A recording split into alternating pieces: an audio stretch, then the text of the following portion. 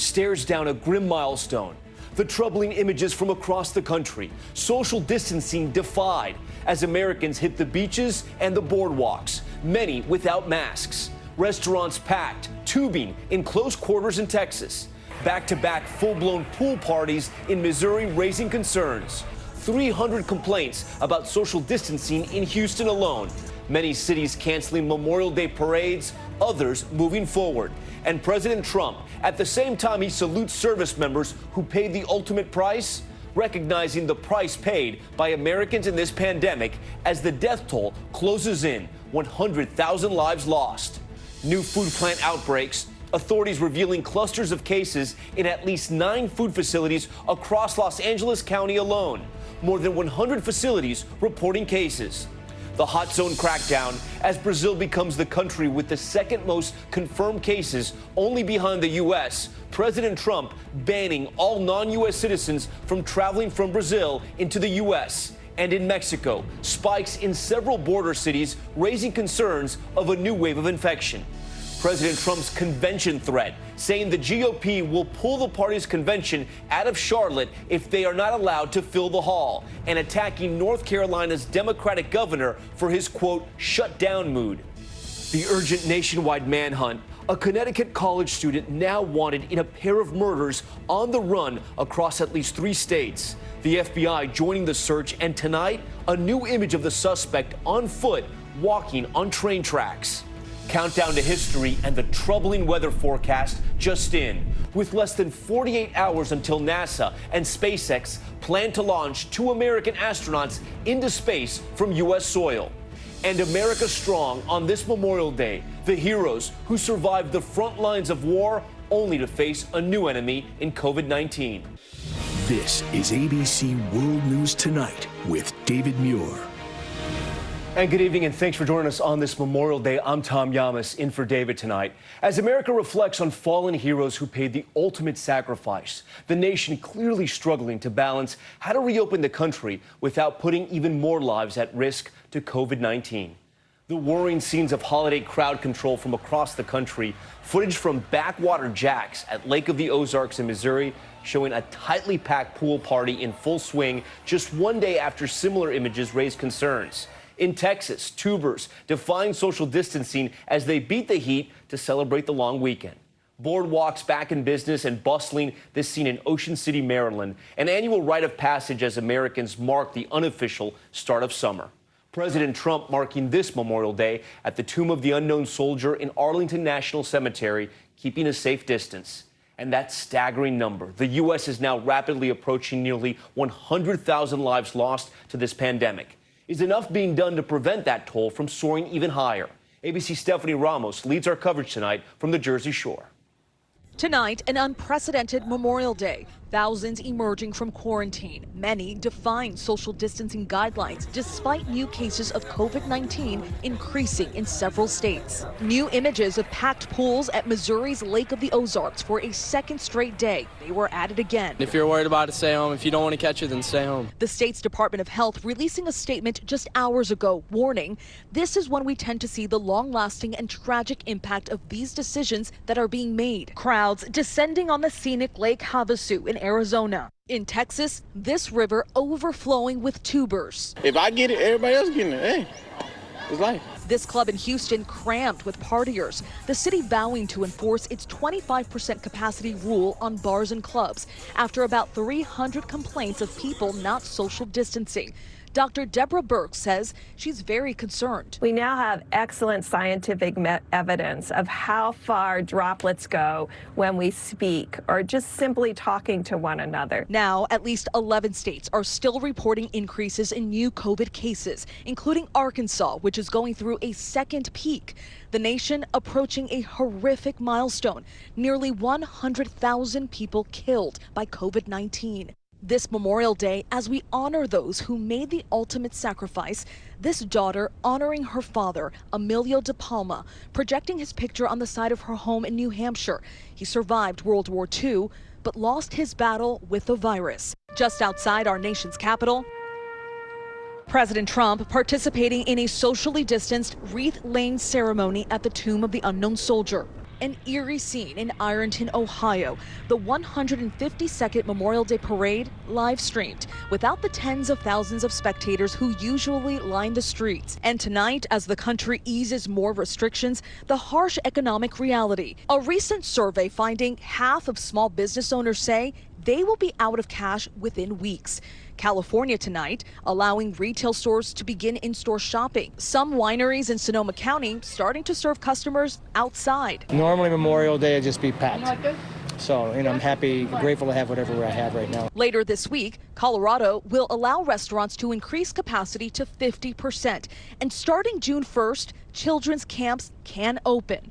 Small businesses along the Jersey Shore have been hard hit. Staff tell me money from the federal government has helped, but not completely. They're hoping to make up some of the loss this weekend. What does that mean for the rest of the year? Is there any way you guys think that you could make back that money in the next couple of months? It's going to be very, very hard. There's no outdoor dining. There's no indoor dining. We can't survive off of to-go and to-go cocktails. All right, Stephanie Ramos joins us now from Asbury Park there in New Jersey. And Stephanie, you're learning more about the toll the pandemic has already taken on some of these seasonal businesses? That's exactly right, Tom. One manager here tells me they've been closed for almost 2 months and they've already lost more than $1 million. They weren't even sure they'd be able to open this weekend. Now, she says that they're reworking some of the seating and the dining spaces and also combining with other businesses along the boardwalk here in order to survive the summer. Tom. $1 million lost. That catch-up is going to be so hard. All right, Stephanie, thank you. Next tonight, alarming new details involving the coronavirus and America's food supply.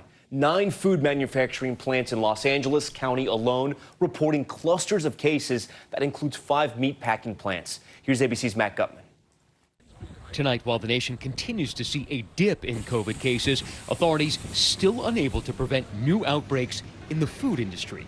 In LA County, which has nearly flattened the curve, officials revealing ongoing outbreaks at 9 facilities. The largest, the Farmer John plant, where they make those famous Dodger dogs.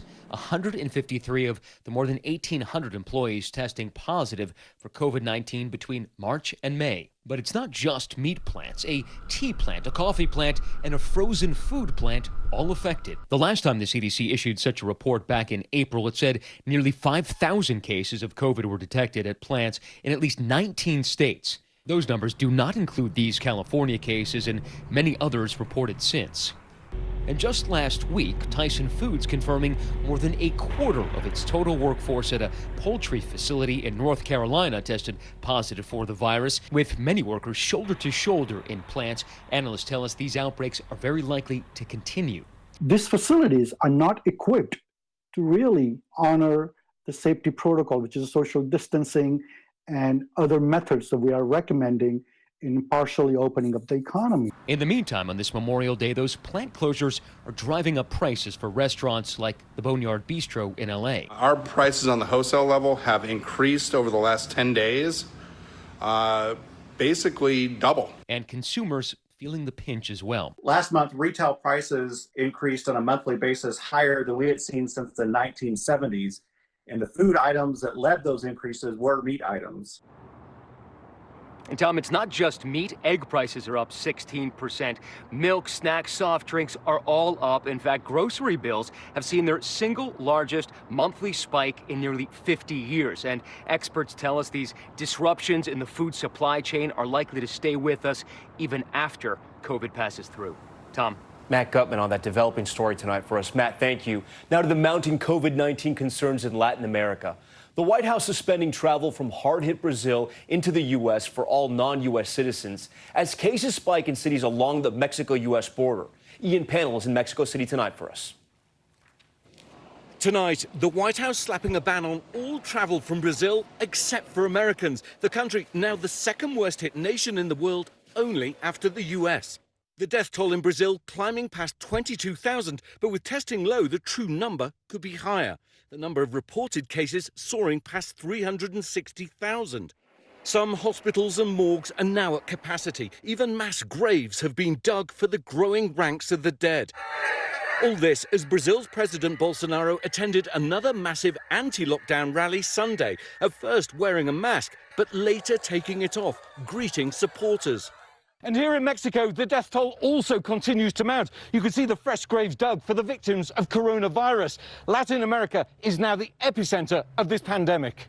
And there are now spikes in border cities like Tijuana, just across from San Diego. Mexican officials believe travelers from the US are bringing the virus into the country. That there's so much traffic at the crossing makes me afraid, she says. We're going to have another wave in a couple of weeks.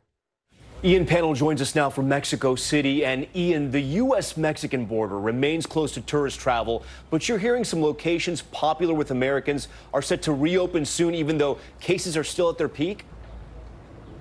Yeah, that's right, Tom. Despite this travel ban on that border, we're still seeing traffic and the risk flowing in both directions.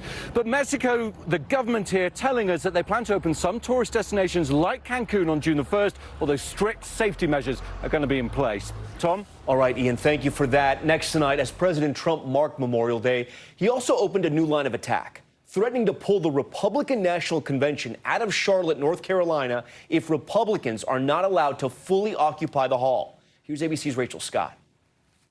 Tonight, President Trump joining a nation in grief.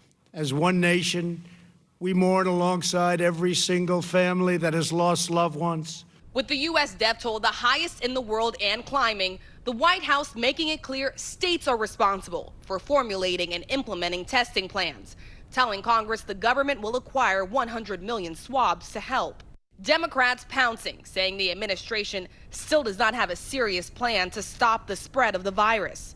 And just days after North Carolina saw its highest spike in cases, President Trump putting on the pressure to reopen. When people gather together, one person can be the spark to spread the virus to many. With indoor entertainment venues still closed, the president now threatening to move the Republican National Convention from Charlotte if Democratic Governor Roy Cooper is unable to guarantee that by August, we will be allowed full attendance in the arena. What you hear the president saying today is just a very reasonable request. Having a sense now is absolutely essential because of the immense preparations that are involved.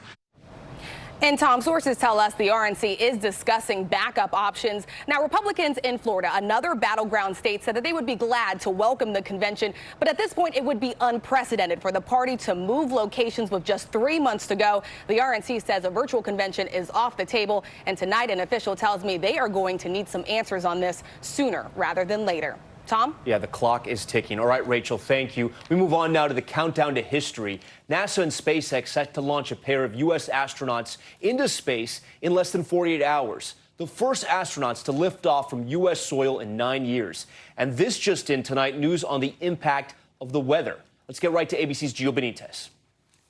Tonight, worries that the weather will delay this historic mission to space as NASA and SpaceX prepare to launch. High and high. U.S. astronauts from American soil for the first time in nearly a decade. This time-lapse video shows the launch pad here in Cape Canaveral. Intense showers rolling in, the launch pad disappears. Rain, dense clouds, and possible lightning threatening Wednesday's launch. Right now, there's a 40% chance this rocket lifts off.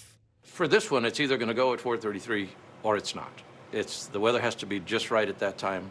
If successful, this would be the first commercial crewed mission, leading the way for everyday people to someday go to space.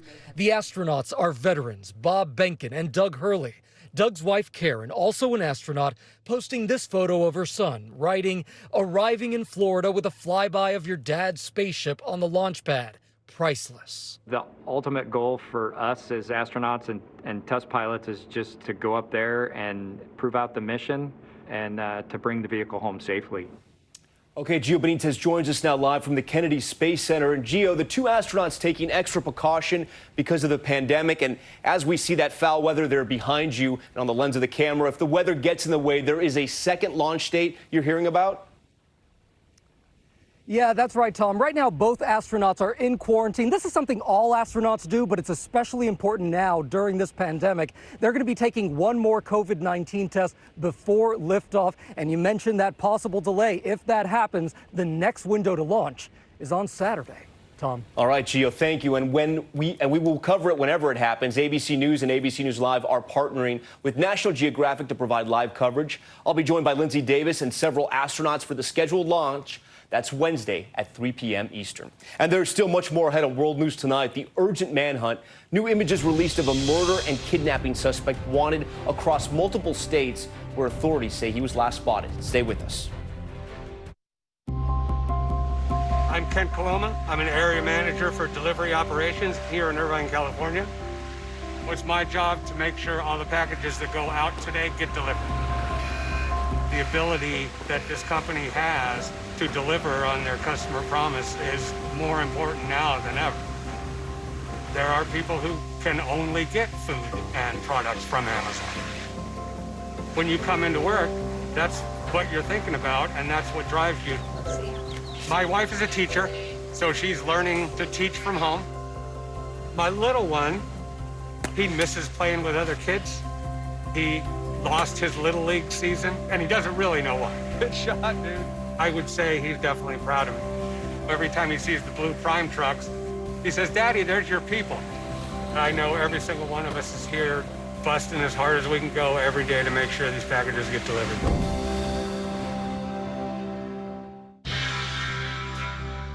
Doing what we love can be painful. New Aspercreme with essential oil. Invigorating bergamot orange oil is combined with fast-acting lidocaine for lasting relief. New Aspercreme with essential oil. When you think of a bank, you think of people in a place. But when you have the Chase mobile app, your bank can be virtually any place. So when you get a check, you can deposit it from here. And you can see your transactions and check your balance from here. You can detect suspicious activity on your account from here. And you can pay your friends back from here. So when someone asks you, "Where's your bank?" you can tell them, "Here's my bank." Or, "Here's my bank." Or, "Here's my bank." Because if you download and use the Chase mobile app, your bank is virtually any place. So visit chase.com/mobile. I switched to Miralax for my constipation. Stimulant laxatives forcefully stimulate the nerves in your colon. Miralax works with the water in your body to unblock your system naturally. And it doesn't cause bloating, cramping, gas, or a sudden urgency. Miralax. Look for the pink app. Back now with that urgent manhunt. Authorities releasing new images of the college senior now suspected in 2 murders and a kidnapping. Here's ABC's Ariel Reshef. Tonight, the FBI joining the intense multi-state manhunt for this suspected killer. He is armed and dangerous. Pennsylvania State Police releasing this photo believed to be University of Connecticut senior Peter Manfredonia.